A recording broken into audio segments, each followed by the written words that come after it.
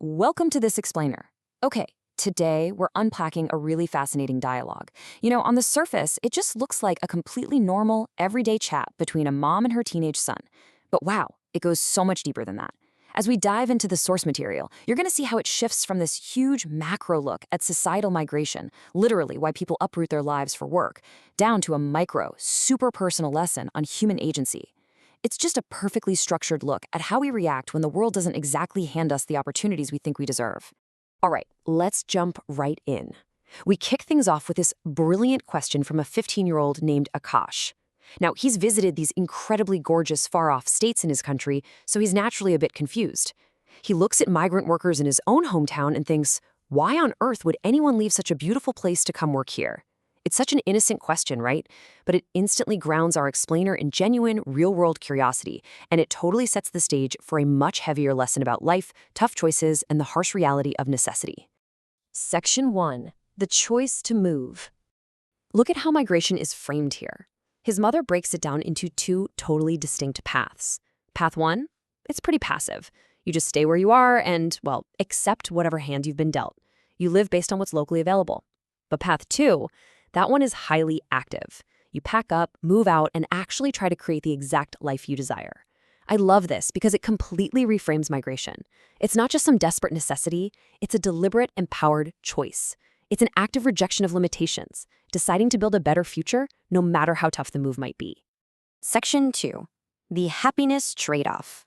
So Akash naturally wonders, can these workers actually be happy so far away from their families and their land? And his mom hits him with the hard truth of what they leave behind. We're talking family, their native land, their language, culture, even their local food, the whole shebang. But what do they gain? The critical ability to earn money and financially support the families they left back home. The mom points out that, honestly, these workers aren't experiencing daily happiness. You literally see the longing when they're glued to their phones watching reels of their home state, or the way their faces just light up when they finally get to visit. They've actively traded their own day-to-day happiness for their family's financial survival. That is a massive sacrifice. Section 3. The failure of systems. Now, this kind of displacement doesn't just happen out of nowhere, right? Akash asks, don't these beautiful states have enough opportunities for their own people? And his mom explains that while there might be some opportunities, there clearly aren't nearly enough to meet everyone's expectations and dreams. So who drops the ball here? According to the source material, she points to two specific groups, the government and the industrialists. When these two fail to do their jobs and create opportunities, people are basically forced to pack up and move. To be clear, we aren't taking any political sides here. We're just looking at the basic cause and effect laid out in the conversation.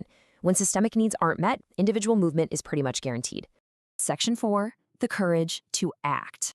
Okay, so what is actually brave about leaving? Well, the mom's definition of bravery here is just incredibly profound and honestly super empowering. In this context, true bravery is all about taking action.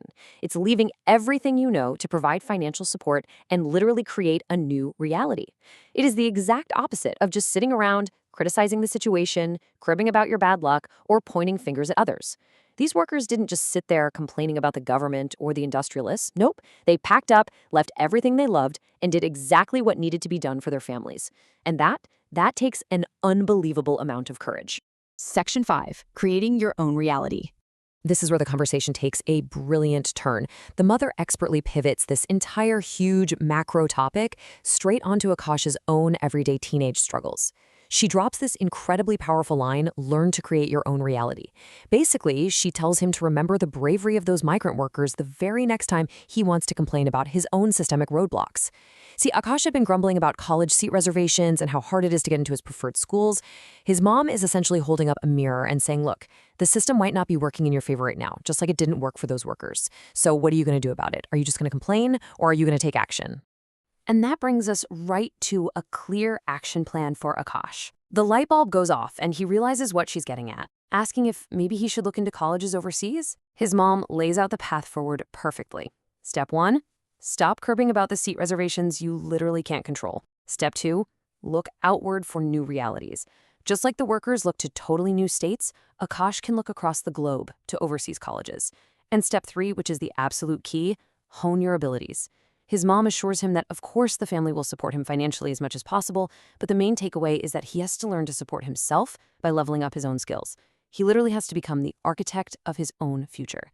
As we wrap up this explainer, I really want you to think about your own life for a second. We all face moments where the systems around us, whether that's in education, our jobs, our communities, just totally fail to provide the opportunities we feel we deserve. So when your expectations are unmet, what's your default setting? Are you going to sit around and criticize, blaming all those forces completely outside your control? Or will you channel the absolute courage of those migrant workers, take total ownership of your situation, hone your abilities, and build your own path? Thank you so much for joining me today. Keep this in mind. You absolutely always have the power to create your own reality.